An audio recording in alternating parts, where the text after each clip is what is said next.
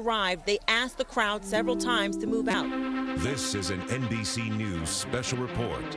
Here's Lester Holt.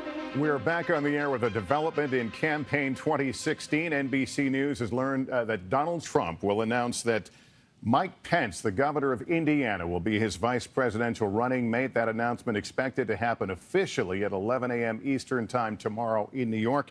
NBC's Katie Tur standing by to tell us more. Katie?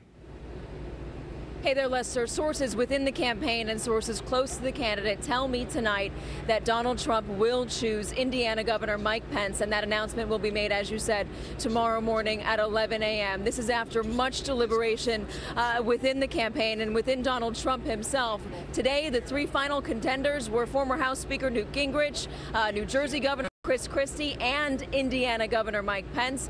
Donald Trump took a lot of time, spoke to a lot of people, both inside his campaign, outside his campaign, people who were close to him, even some of his security members, asking him what their opinions were. Ultimately, though, the campaign was most impressed with Governor Pence. I can tell you that when Pence took the stage with Donald Trump a couple days ago in Indiana, the campaign and Trump himself were surprised at the amount of energy he had, the amount of the ability he had to go after Hillary Clinton, to be the attack dog. They expected him to be quiet. They expected his personality not necessarily to match with Donald Trump's. They were surprised by that. Behind the scenes, I'm told that the two personalities gelled quite well, and ultimately Donald Trump felt that it was the right fit moving forward, not just for the rest of this campaign season, but for the next 4 and 8 years to come if he wins office and then wins re-election. Multiple sources still cautioning, though, that Donald Trump is unpredictable and that he can change his mind at any moment.